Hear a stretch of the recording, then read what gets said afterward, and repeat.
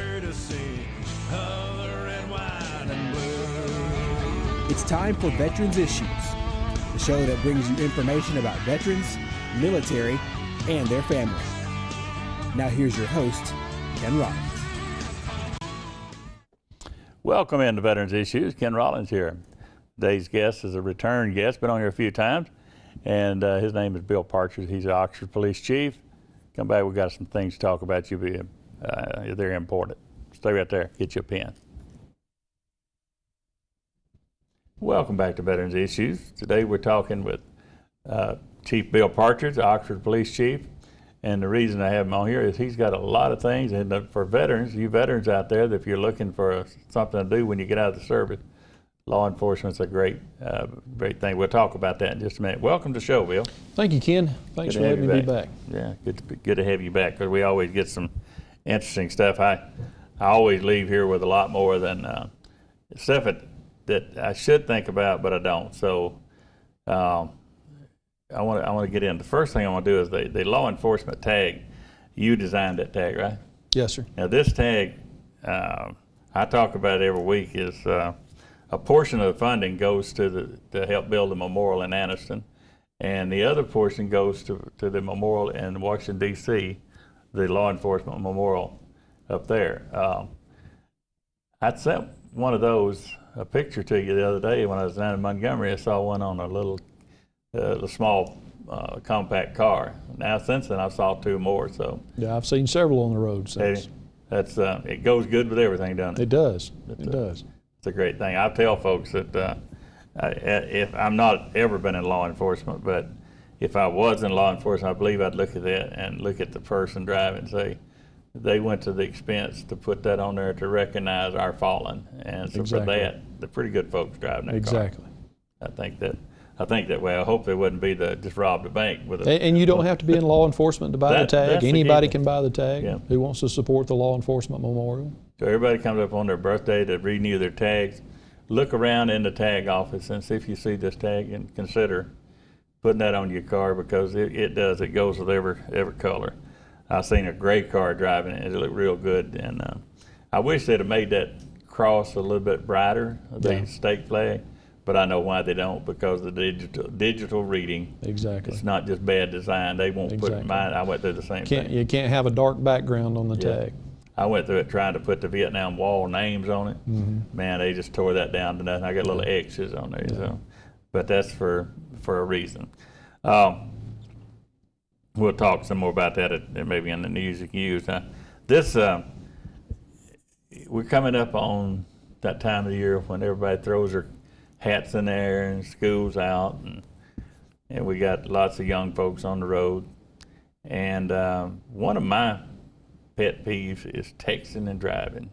Do y'all see a lot of it? We do see a lot of it, Ken. It's very hard to enforce, because the officer basically has to be up beside the car that's actually doing the texting and driving. And of course, if a marked unit's beside you, you're not going to text and drive. Right. But as you know, April is Distracted Driving Month, Awareness Month. Yes, the month of April. We had a fatal collision involving a pedestrian here a couple of weeks ago. I do remember. Where the driver admitted to us that he was texting and driving when he struck the individual. I'm hoping that some good can come out of this to the community, to get people to understand locally that this is not just a national thing, it's a local thing too. Yeah. That we have to encourage our children and adults not to text and drive. Texting and driving has shown through statistics is worse than drunk driving. By the time it takes you to text a message, you could be a half mile down the road before you realize it. A lot can happen in that half mile. And we've been trying to drive that point home on social media here the last few weeks about distracted driving. It's hard to tell your kid not to do it when the parents are doing it. Exactly. And one other point I'd like to make is we have seen the statistics lately that texting and driving now is causing more teenage deaths than drinking and driving.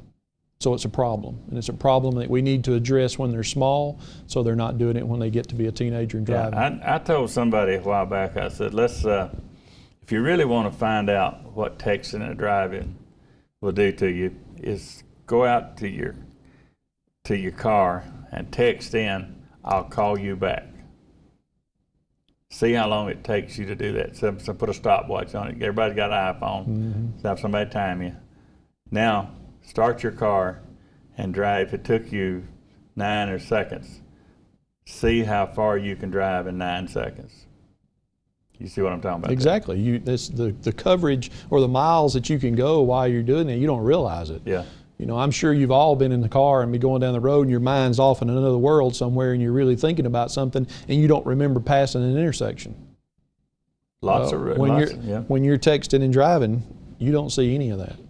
How many inches are you from death if you're on a place like Friendship Road? If you're on a 2-lane highway, you're 4 foot from death every time you pass a car. You're on a high embankment like Friendship Road there. No guardrails. Lots of roads like that. On a 2-lane road, you're 4 foot from death from a head-on collision. Oh, going the other way. Yeah. Exactly. Crossing the center line. And let me ask you this: how do you and your officers determine if somebody's texting or answering the phone? Well, you can tell. If you're around them for just a second, you can tell what they're. Okay. I've seen them using their knees to use the steering wheel. What if they say they're dialing a number? Sorry, you can prove it in court. I think Jacksonville had the first night there, and I watched the people on campus police. They really enforced that, and it was hard for them to. It was like if you got the phone in your hand, you're texting. That was the thing. Yeah. But going along the road like Chocolaw Creek there on Boiling Springs, how long would it take you to let your vehicle run off in that creek? Less than 1 second. It'd be a statistic. Less than 1 second. And so with school being out, we need to, I guess the Facebook and things like that is one way, but if the parents don't understand what we're talking about here today, and I know they do, but they don't put the emphasis on it. If they don't do that, saying you're going to Panama City when your school's out or whatever. But just think of this, Ken. It's more dangerous than drinking and driving. How long have we hammered that home to everybody about the dangers of drinking and driving? Everybody has a cell phone now. You wouldn't want your kid out drinking and driving. You sure don't want them. Absolutely. And you buy them this phone and you say, I'm giving you the tool to kill yourself with. Exactly. Or others. Exactly. When you said the head on, well, I hadn't thought about that. But yeah, to cross that little yellow line. You're 4 foot from hitting somebody head on anytime you're on 2-lane road. A few inches the other way, yeah. Exactly. That is something. Now, we mentioned briefly social media, and we got about a minute and a half. I want to dedicate some time to that because that is a plus and a negative, or is it more plus, would you say? I would say for law enforcement in general, it's more of a plus because we're able to get the community involved in things, especially crimes that are committed that in the past, before social media, would have been basically unsolvable. With the advent of all the cameras and everything that's going on now, we've been able to clear a lot of good cases that would not have been solved in the past using social media. People like to help. Yeah. Instinctively, they like to help law enforcement. This is a way that they can become involved. I think we've got like 8,000, almost 8,200 likes now on Oxford's Facebook page. It's been a really good success for us over the last 3 years. We're really pushing it. We're really going to start pushing it through the summer months and into the fall. We've started a couple of new things on there. We've started one is Wanted Wednesdays. On Wednesdays, we will post some of the people that we want for criminal warrants on our Facebook page of these wanted individuals to see if people know where they are. These are the ones that have been difficult to get a hold of. We got a lot to talk about here. We got to go to a break. Stay right there. I'll come back. We're going to talk more about Facebook, social media, police chief. Welcome back into Veterans Issues. We're talking with Chief Partridge, Oxford Police Chief, and when we left, we were talking about the Wanted Wednesdays and shoplifting Saturdays, and we're going to be posted on Facebook. Now, tell me a little bit more. We had to go to commercial. Well, Wanted Wednesdays we will post individuals who we have criminal warrants for. It's been crimes against other persons. Will be posted on Wednesdays.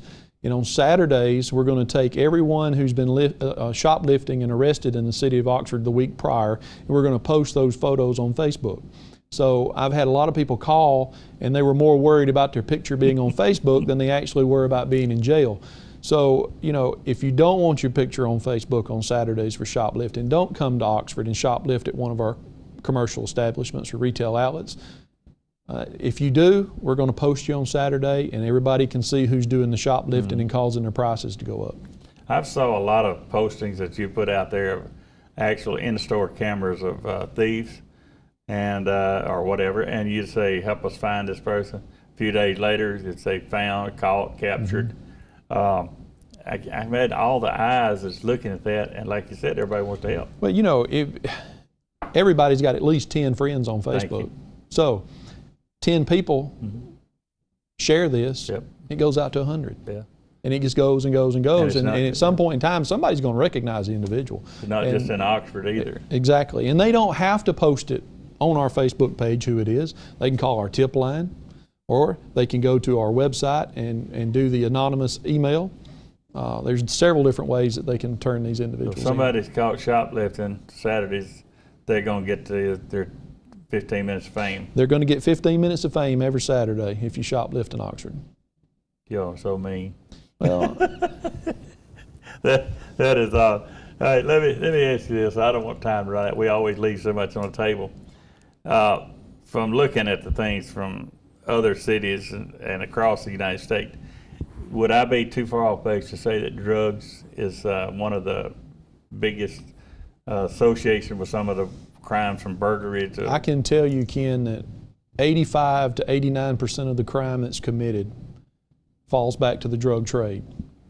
And people say, wow, you really think that? Yes, I do, because I can sit there every morning when I go through the computer and I look at every report that we've taken in the 24 hours prior, and you can link those individuals of what's happened back to the narcotics trade, whether it be stealing somebody's lawnmower and selling it for meth or crack or cocaine or marijuana, to people stealing copper out of buildings to carry to a scrap yard for a quick fix. Any of your thefts are going to fall back to the drug trade.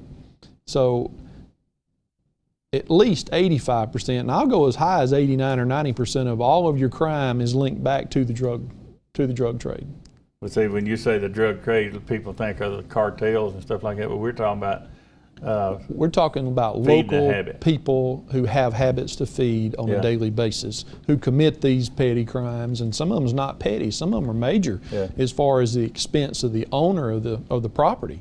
If you have somebody that goes out and steals an air conditioning unit out of the side of your house for the coils, the copper coils, to go sell for scrap to buy meth with, he's just cost you $2,000 or $3,000 to $5,000 to have that replaced or fixed, where he's only going to get $200 for it at the scrap yard. I've been very close to several events with the meth, but the person that worked for me at the depot, a daughter, beautiful, one time meth.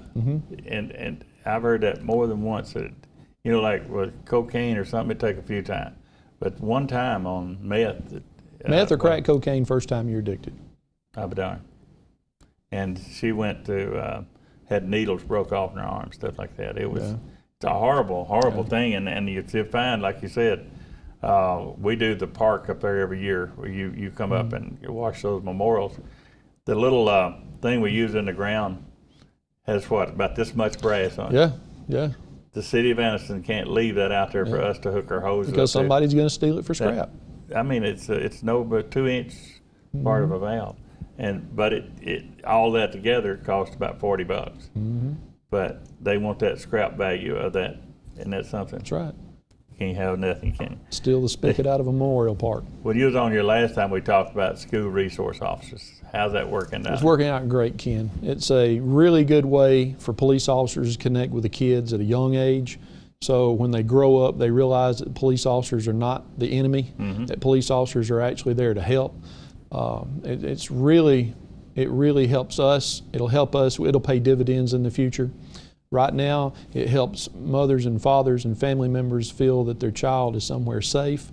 It gives the teachers and the administrators a sense of comfort to have a uniformed officer on the campus. And I believe it's paying dividends. And I believe we have one in each school. Okay. We have 6 of them. We have 6 schools in the city of Oxford. There's a police officer in each school every day of the week. It's something that I'm very proud that we were able to do. That's to me is my worst fear, is an active shooter situation somewhere in the city, because you just don't know how many unstable people you have out there, and you just never know. And the more police officers you can have out there to hopefully decrease the threat of that. You know, these people who go into schools and into these places go because they know that they're unarmed. Absolutely. Okay? They don't want confrontation. Well, they know now that if they go into school in the city of Oxford, they're going to be confronted by an armed police officer. And that, I hope, helps. Your schools are safer than some of our Army bases. Exactly. Exactly. That's gun-free awful, zones is a place that an active shooter just wants to come go on to. in, yeah. But that was one of the things. Does your officers receive any kind of training other than their law enforcement training to work in a social environment? Is that part of their That's overall? part of the overall training. We do hundreds and hundreds of hours of specialized training a year with our officers in different aspects. I don't necessarily go out and tell everybody the training that they do receive because I don't want them to know what they can and can't do. But they do receive lots of training each year. Do you have any conflict resolution type stuff goes on? Absolutely. Because I know they got bullying in school and absolutely theft and all the things. And I've found that the children are bonding with these officers, and the officers are bonding with the children. I like to hear officers come up to you and smile and say, "Hey, I met so and so at this school. He's a good kid," you know. And they're giving out these junior police stickers to them who do good jobs in class and that type of thing. I think it's working out really well. Yeah, I've got teary-eyed sometimes looking at some of your officers' postings about reading to a class or things like this. They're part of the school, and the kids are doing exactly what we've been trying to get them to do. And we have to get away from that stereotype of walking out in the public and seeing a mom and daddy with their child say, "You see that man right there? If you don't behave, he's going to get you." We've got to get away from that mentality. We've got to get back to the point of saying, "You see that guy or woman standing over there? If you ever need help, that's who you run to." You know, that's the kind of thing that we've got to get out to families. Absolutely. We run out of time. I want to make sure we get this in there. The open carry law, has that affected you any? No, it has not. And I don't have any problem with open carry whatsoever. I'd much rather see you with a gun on your side than you have it packed in your pants or behind your back or in your boot. Yeah. If I know it's on your side, I know you're armed, I don't have a problem with it. It's the law. It's been the law. A lot of people make a big deal out of open carry. It's not really a big deal. You know, we're American citizens. We have a Second Amendment right to carry and bear arms. And if you've got it on your side, I don't have a problem with it as long as you use it legally. We got a little under a minute, but I want to make sure we get this. And they're coming up on vacation time. You told me a couple of years ago, it got my attention about, we're talking about Facebook, social media. You go on vacation, you're sending back pictures of you and down on the beach. We're having fun. That tells me what you taught me is that you're told you're nobody home. And we go back to that Facebook and each person having 10 friends, you just told at least 100 to 1,000 people that you're not at home. And if you don't think criminals do backgrounds to see where they can go, you're sadly mistaken. A lot of people, criminals might know you, and they say, "Hey, exactly. Old Bubba and Billy, Susie, he's got a bunch of guns in his house," or "I know he's got this in his house." Well, he's in Florida, so we'll go hit his house. Thank you, Bill. Good to see you, Ken. Appreciate that, man. That's good information. Hope you folks got something out of that. Be right back with news that you can use. Stay where you are. Stay there. Welcome back, and thanks to Chief Partridge for coming and doing the show today, and I hope you got some good information, and I always do. I've become the smartest guy on my block. I want to give you some information. The Oxford Quarterback Club, they're having their annual banquet, spring banquet, on the 25th at 6 p.m. down at the Oxford Civic Center. You can win $10,000, and for the grand prize. And call Gary Sparks, and I hope you call him early in the morning, wake him up. His number is 256-310-4691. Chief Sparks, 256-310-4691, and that's the $10,000 prize at the Oxford Quarterback. And they do great stuff out there, so remember that number. And anyone that has, a lot of people have done this all over the United States for tax purposes, April 15th here, but even for next year, if you've got an automobile that you don't need, don't use, and it's serviceable, runs, there are people out there that I know personally that need automobiles. If a grandmother wants to go visit her grandkid, there's nothing out there in the system to help people like that. So if you know someone that did that and get a tax write-off, we'll give you the write-off for your taxes, and just give me a call. My information is always on the screen here somewhere at some time, 831-2838. And I've told you about the law enforcement tag every week. I want you to remember that when you go in to get your tag this year, look at those different options you have for a tag, and remember what this one will do. And it honors those that died in the line of duty, and that's what this is about. And again, as the chief said, you don't have to be connected with or in law enforcement to sport one of these tags. and you'll sure be proud to drive anywhere with it. Thanks to WAC TV 24 for giving us time to do this every week. Lots of things going on in 67 counties in the state of Alabama. This is the only county that has a show dedicated just to veterans, and I appreciate that. And we need some help up at the Cheehaw Regional Humane Shelter.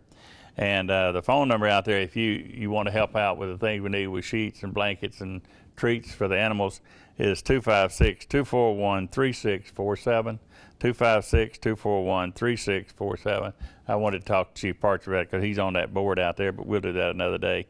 And Oxford Tire, so I got to give you a kudos to those guys out there. They're not advertisers on the show, so this is because they give a discount to veterans, and they do great work. Just about anything I had to do on an automobile, that's exactly where I take it, to Oxford Tire on Highway 78. Dale Harbin is now the head guy, but Alan Robinson, that was a previous owner, is back out there now. He couldn't stay away, so Alan's working for still working at Oxford Tire. You get the great service.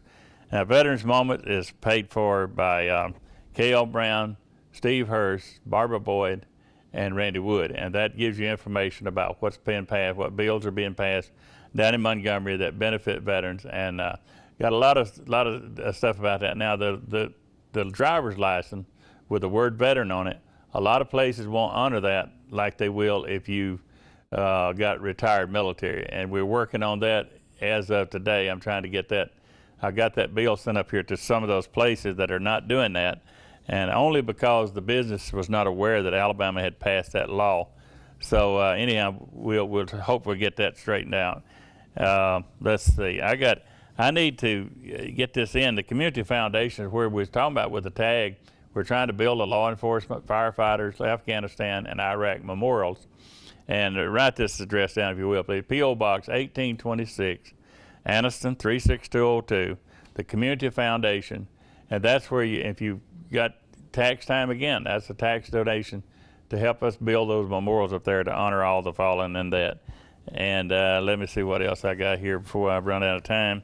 She's telling me up there in the booth that we got very little time, so let me go ahead and do this, give some shout out. I can't do a show without shout out to Betty Carr, the ambassador of Anniston, to Hay, to Caitlin, and Bella. And this week's salute goes to all the law enforcement, all of you. Here you go, salute next week.